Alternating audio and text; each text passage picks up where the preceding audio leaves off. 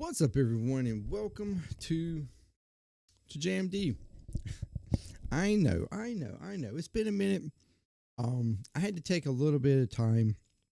Had a lot going on here the past couple of weeks with kids getting back to school and my daughter going off to college, and my youngest daughter, anyways. So it's been a lot of things going on, trying to just get them set and whatever. I know. So it took a couple of weeks from this channel. It's been even more from a couple of the other channels to try to just handle stuff around the house, handle getting them off to school and all that good stuff. And like I said, I'm preparing for moving my daughter to her college. To her apartment for college. Anyways, it's been a lot of things going on. So I kind of put the channels on the back burner for a couple of weeks. Just kind of let things sit, and but we're back. We are back. Okay. So welcome. And I'm going to start it off here on this channel, JMD here. We're going to start it off with an album review. I am so stoked to hear this album. I've got the shirt. That's right. We are checking out the new album from Chevelle, Bright as Blasphemy.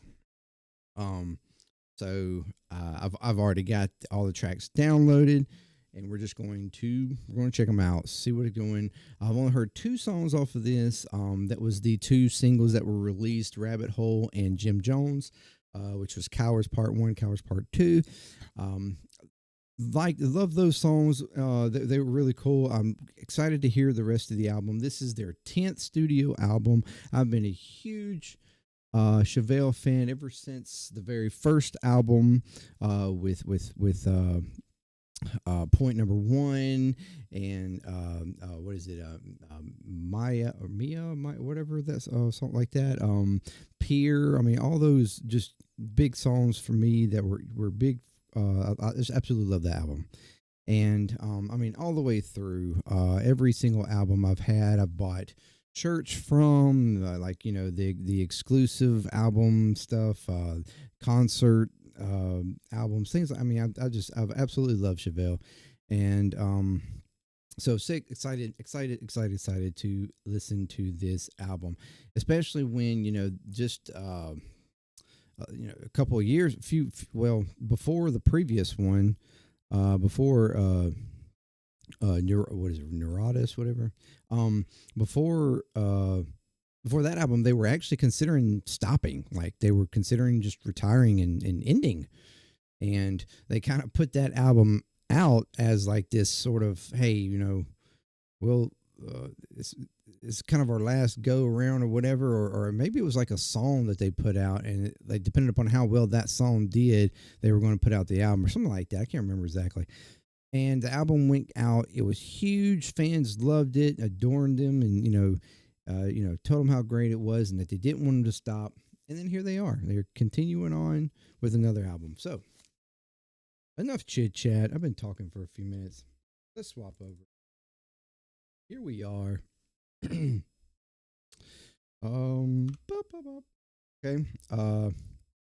So, let's get it going with Pale Horse. Let's go.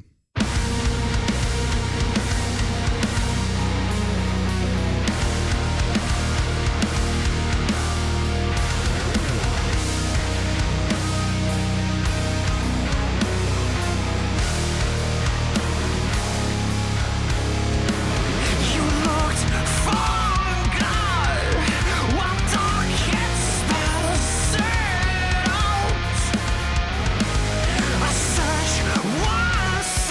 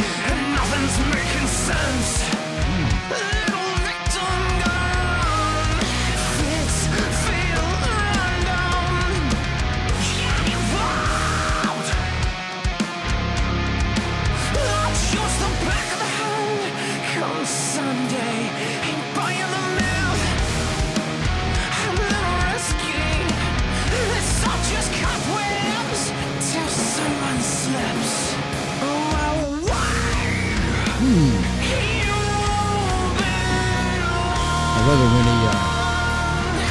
when he hits those like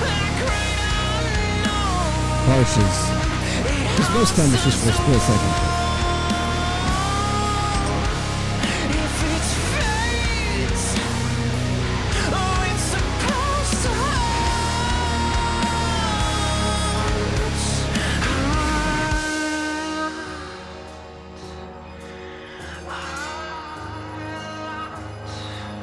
Nice.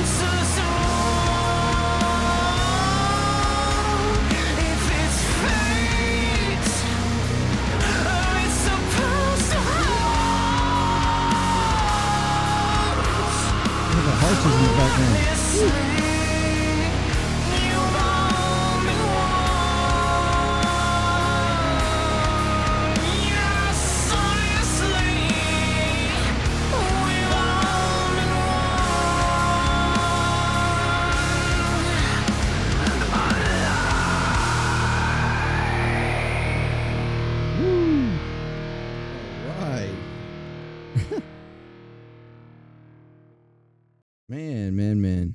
Oh, that's a good song. Kind of playing in, of course, the idea about, religion, and I mean, you know how if you've been around here enough, you know that, or if you've checked out my other channel and stuff like that, I may have faintly just said I used to be religious, but I'm not anymore. And it's kind of like the same. Well, I'm not saying that Chevelle's not religious anymore, because that's, I don't really know each one of them's personal like ideas or whatever. But the band itself started out on the Christian labels, and which is where I first found them, and that was back when I was Christian. And then, of course, after what happens next, the third album, the Do Within album, whatever, I can't. The name's blanking. That one was where they came out basically to the fans and was like, yes, we've been on this. Started out here basically on the religious, this Christian path as far as musically or like whatever. Because when they started out, they were like they were like in their teens. I mean, the first album, they were like, I want to say like 15, 16 or something like that when the album come out, something like that. And so by the time they got to the third one, they were adults then. They were up in their 20s, early 20s, and they were basically like, we're going in another direction. We're going in our own direction now, because they basically were pushed to do what they did in the first two albums, sort of to a degree. But then they wanted to go more, or at least that was my understanding, is they kind of wanted to go more they were going in a more secular direction, kind of to do more what they wanted to do, more where they sat in their lives at that time, and then it's progressed as they've went on. And like I said, I don't know exactly their ideas of religion or God or whatever at this point. Like the individual members. Well, I mean, because they're the two brothers, and well, I guess I don't know who's doing the bass now. I don't know. I hadn't paid attention to that, but because at one time it was the third brother. He left, and then the brother-in-law came in for quite a few albums, and then he eventually left, and then I don't know exactly how they're doing all that now, but it's kind of same for me, because I like I said, I found them, continued with them, because I was like, oh, that's not going to stop me from listening to you. It's not like I don't listen to secular bands. And at that time, and I was like, let's just see where they go. The album was amazing, and every album after that's been amazing. And just I grew with them basically, in my own life. So this is arguing away the Dawkins spelling it out. Whether there's just a God or not, stuff like that. A search once solved. How about you lie to me? I mean, it's like the great unknown. It haunts us all. Like the idea of not completely knowing, but yet what is given to you, what's spelled, like what is taught or whatever, also doesn't quite seem right. Like it's so you one oftentimes has to play with this. Do I really want to go? Do I want to? Also, if you came up in it, it's like, oh wow, walking away from it's all like a whole thing. I mean, that's like blasphemy. I mean, it's to decide to walk away from it. So it's not something that anybody easily gives up or walks away with or considers that it just is a myth, just like all the others in history or whatever. But anyways, this it was a really cool song, really good song. I like it. Enough of the tangent on that. We've already got one song in. We're 13 minutes in, so let's continue on.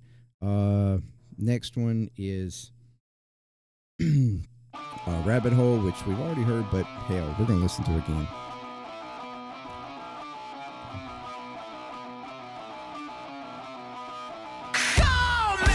And I will do less talking from here. We'll probably just continue on, like from one song to the next.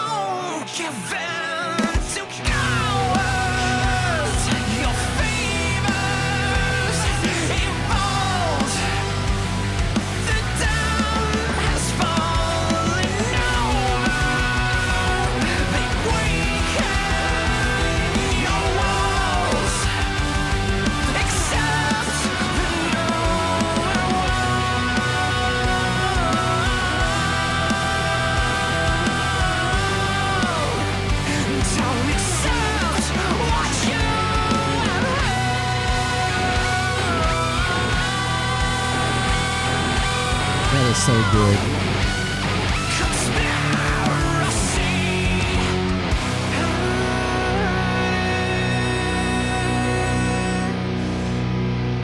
That's so good. I mean, I think that song is kind of self-explanatory. Chevelle has not been like it's like silent about things going on in the world, in the country or whatever, with like the extremes of that side of, you know what I mean, and the conspiracy thoughts and stuff, trying to control things, trying to itch their way into government and everyday life stuff.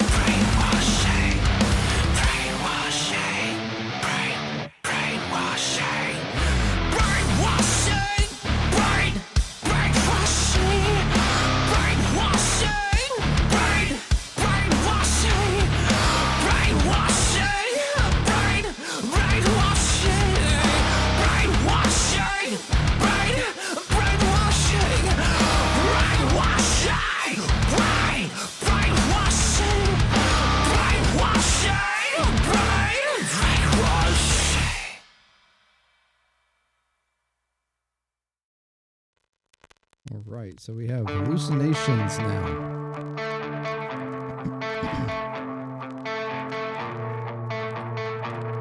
Just real quick, I think that one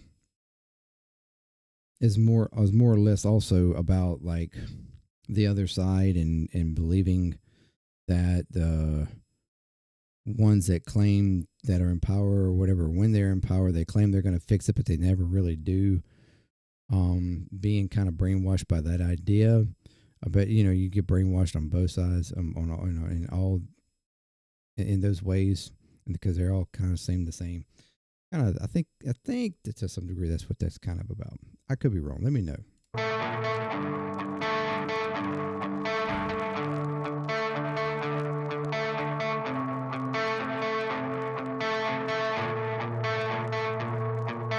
Well, from here, I haven't heard anything.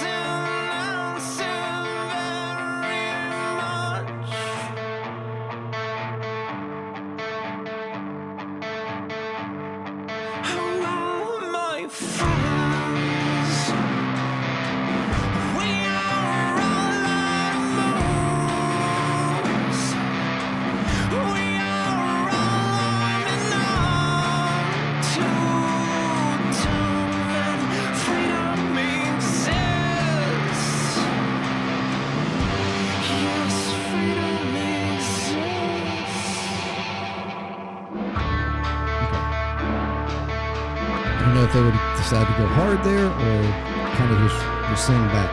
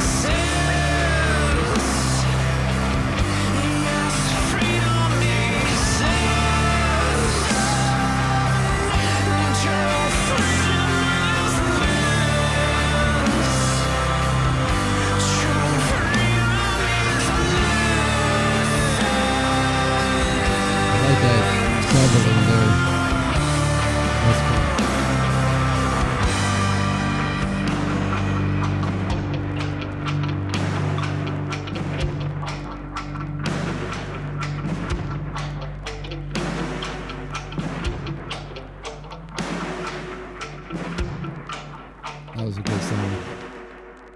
I like that. I like the lyrics. That was cool. Alright. Wolves, Love and Light.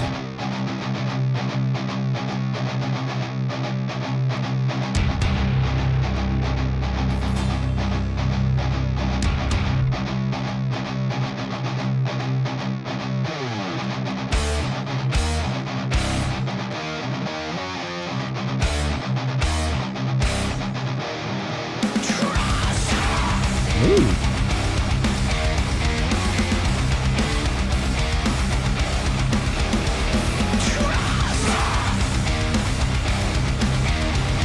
the double. It doesn't do that a whole lot.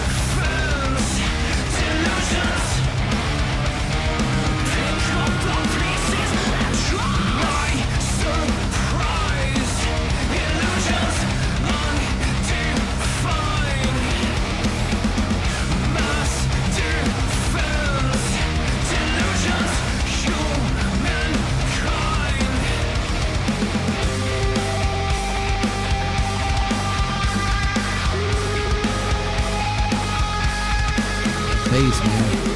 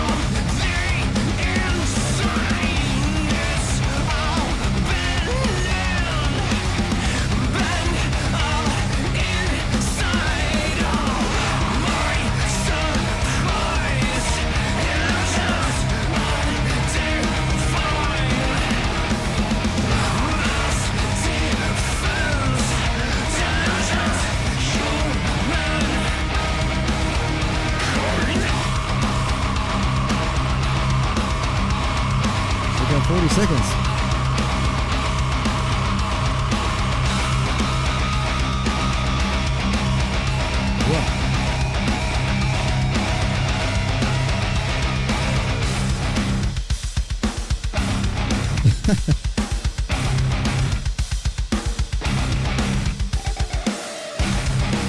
He likes doing that little string.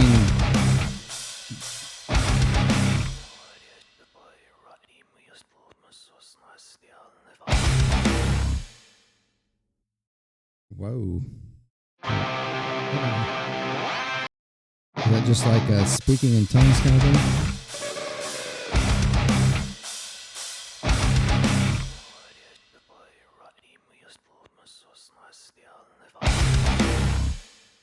Either that or just something in reverse. I'm not sure exactly.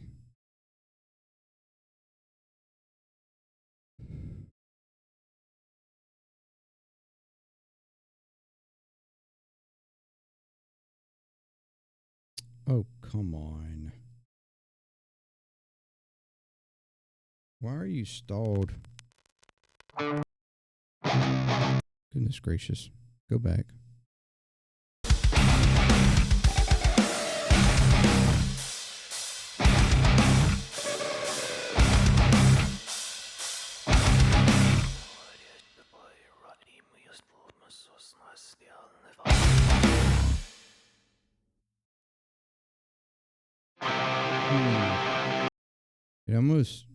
It almost as if it was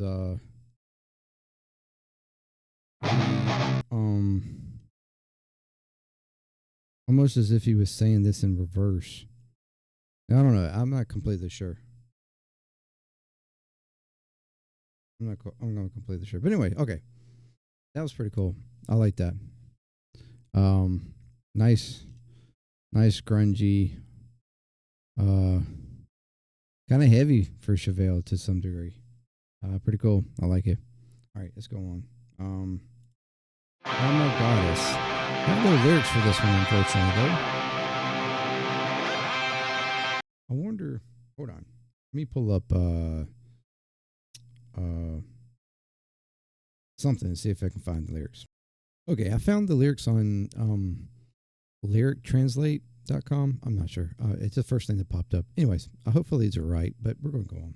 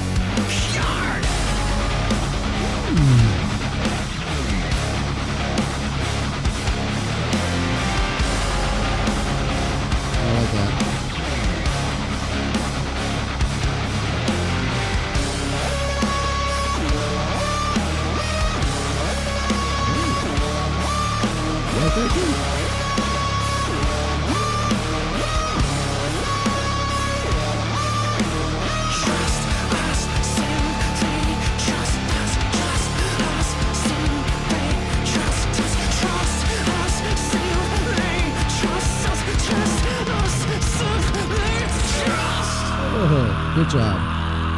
They said my blindness needs to be cured.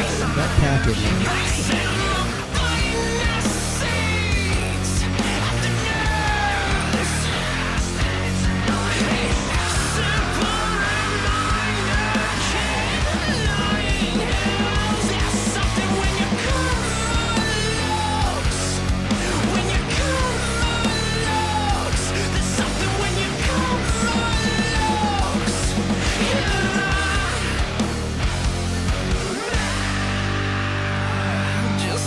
does. Whew, man. That was that was a good song. That was a really freaking good song. You know, Chevelle always they don't really necessarily change their formula. They've always kind of always hit the same kind of formula as far as how they play and things that they do. The feeling you get, the grooves, the even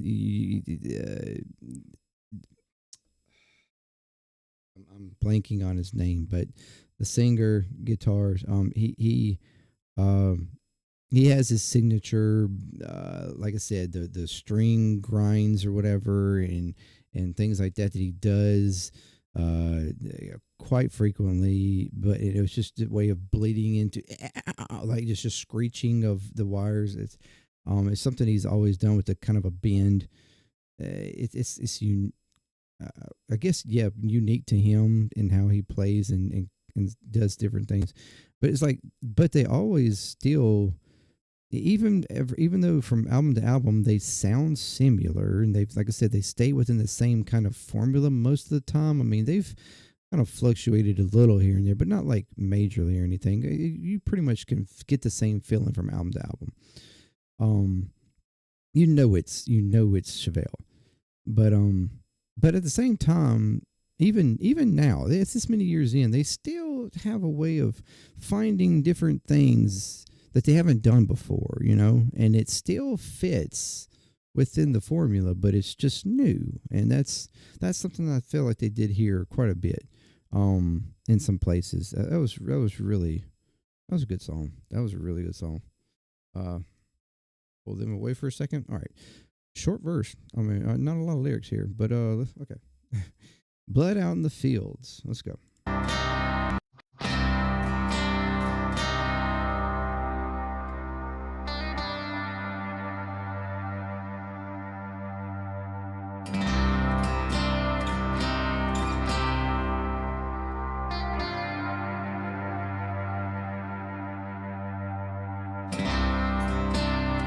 It should be known, one goal to become in this never-ending world.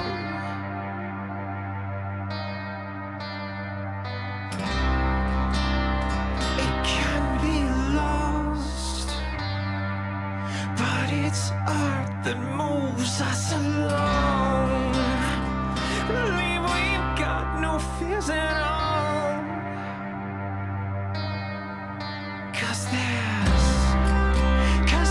blood out in the fields to follow. Yes, there's blood out in the fields.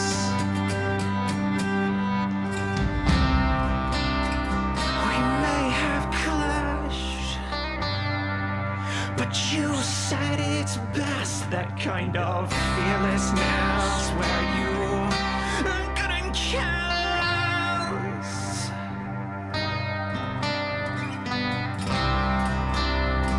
What kind of test is this? To feel the goddamn ton for the kids that came before.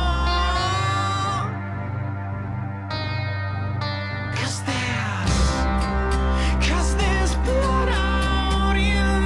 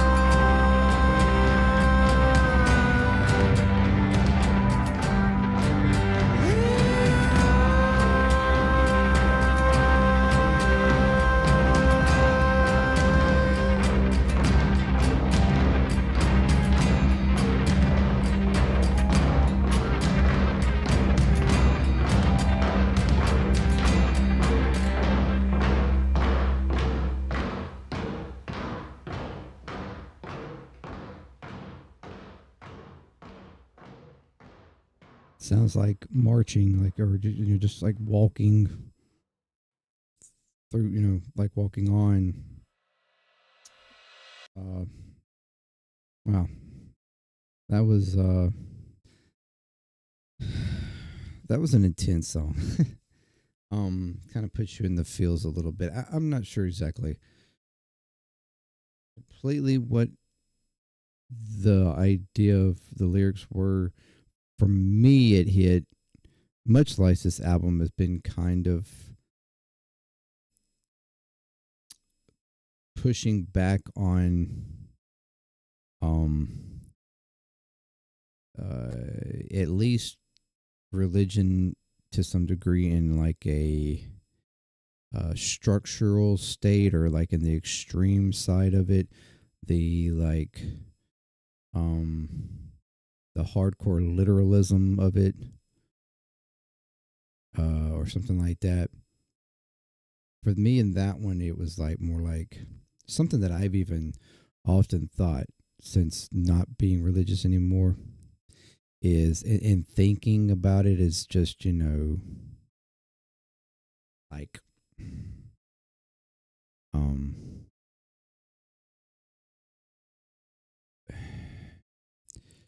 really such a waste. uh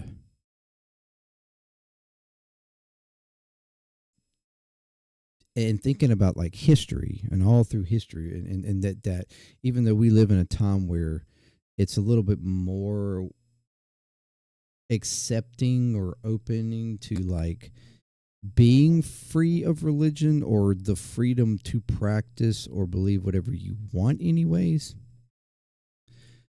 there were a lot of times in history, especially from place to place, where, I mean, it was like it straight up was blasphemy if you did not believe in what the cultural, belief or whatever of a certain place, certain time, whatever, of the people. That, I mean, it was, and you think about it, and this is not just with Christianity, this is with, any religion of, or any kind of organization around some sort of a belief system that like really controlled your life, you really, decisions that you made.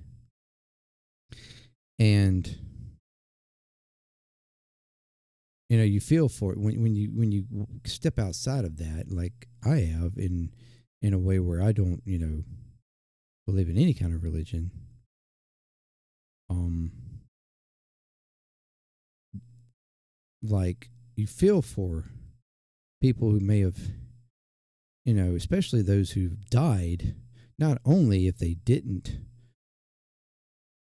believe it or whatever, was banished, or whatever circumstances come of that, but also for those who were in it or were forced to do it, or did it even reluctantly maybe, or even did it and completely believing in it, that they formed their life around something that, from at least my perspective, um wasn't true.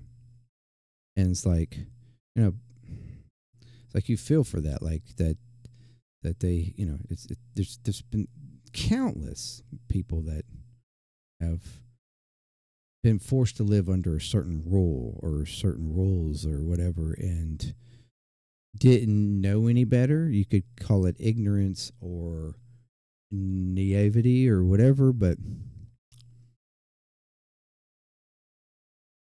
it's still like,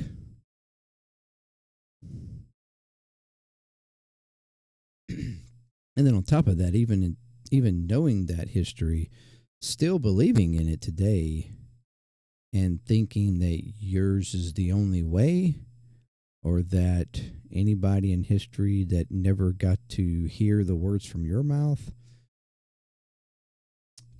Anyways, all right. Going on. AI phobias. think that's what this be there. All right, let's check this out. See what we got.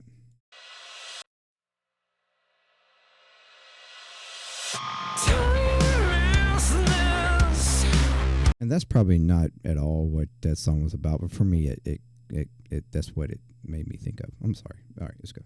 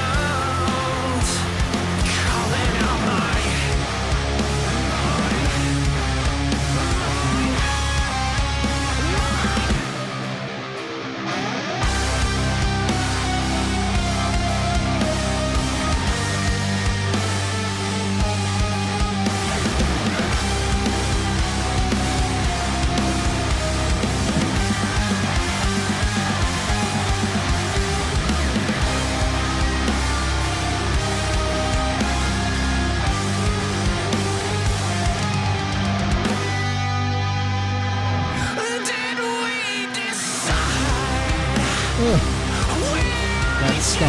That's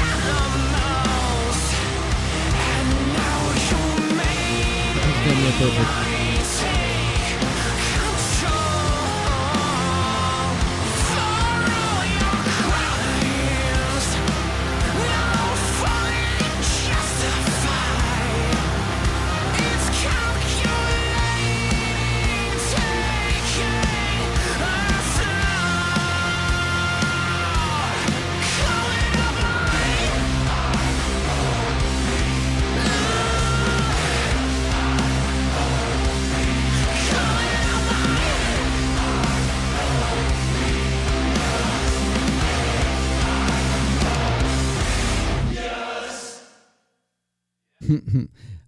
That's an interesting song.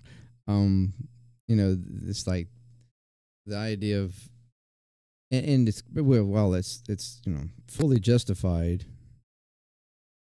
to have a phobia, a fear of AI takeover and things like that. It's like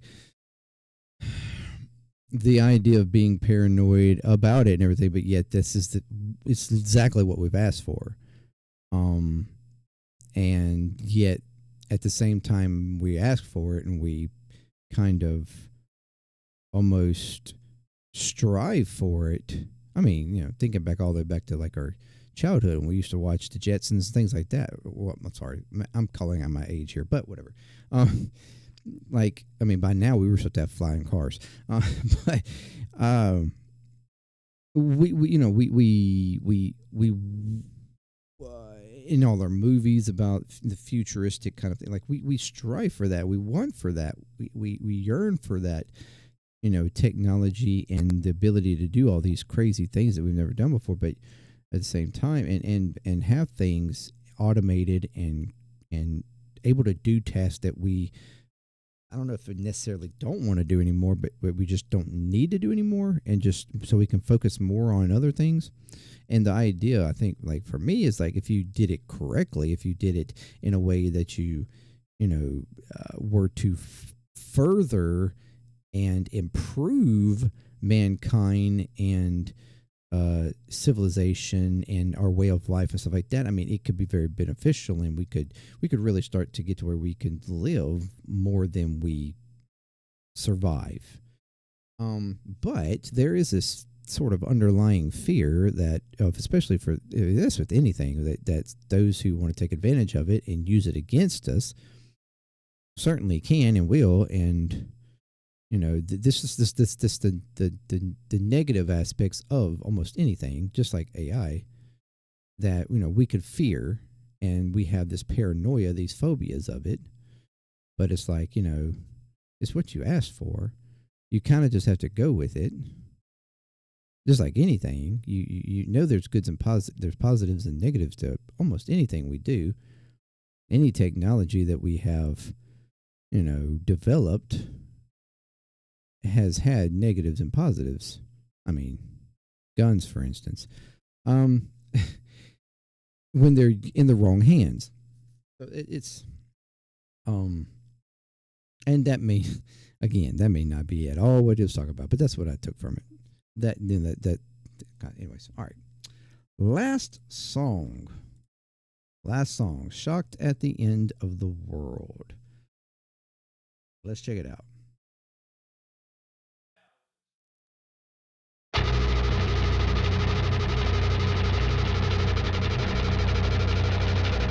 I said I was going to talk less, and I kind of didn't.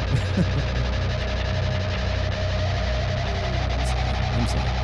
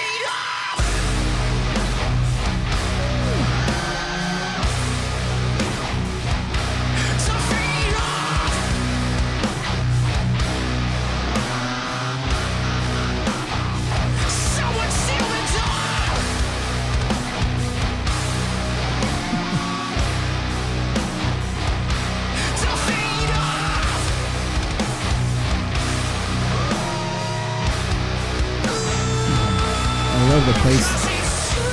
I love the placement of those bass beats.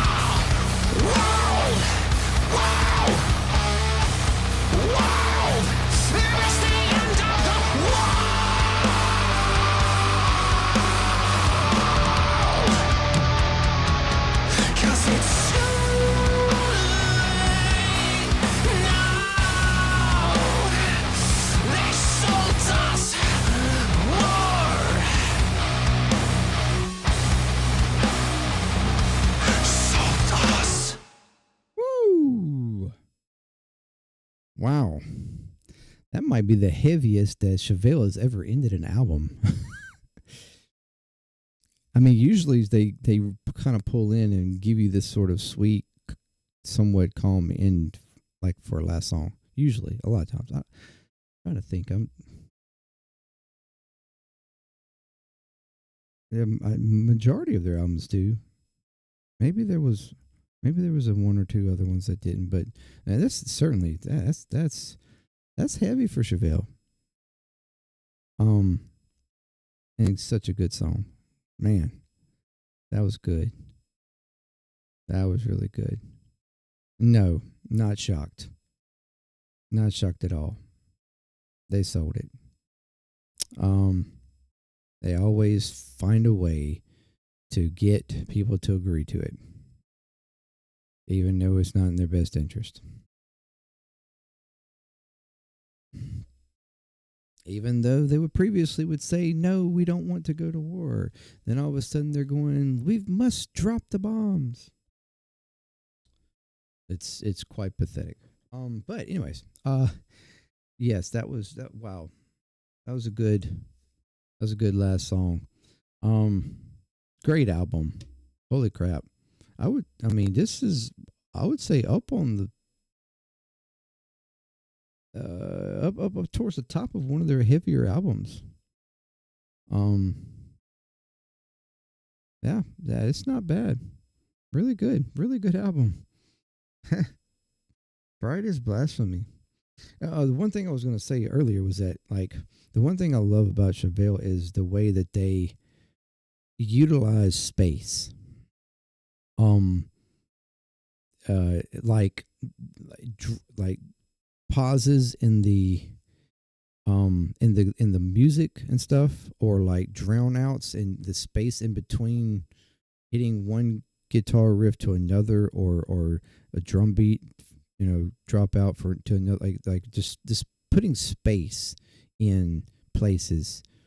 And even lyrically, he does this with the words, how he will play space in between what, when you read it, you would think is just, you just flow as a sentence, but then he places these gaps in between the words to the where you kind of have to question whether or not it was meant to be together or it's meant to be considered separate, like in thought. And it's really just, I love the way he places his words, and I always thought it was very interesting, and very much unique, I think, to Chevelle in that aspect.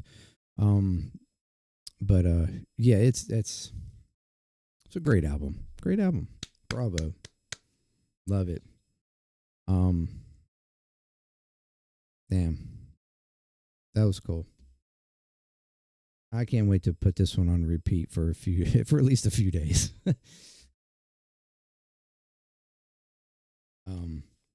Yeah, that was certainly worth the wait. And I mean, let me know what you think. Like I said, I spoke a lot more than I really planned to, but I mean, that's kind of the way I always do a little bit. But and like I said, I may have went off in a direction that wasn't completely meant by the lyrics, but that's just what I was taking from it. Let me know what you think of the album. What's your favorite song? Man, I didn't even think about that. What's my favorite song? I really liked the last song. That one was really good. Also, I don't even know. I really like Pale Horse too.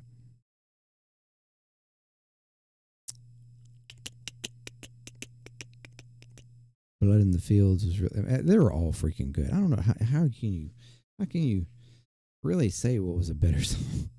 They were all really good.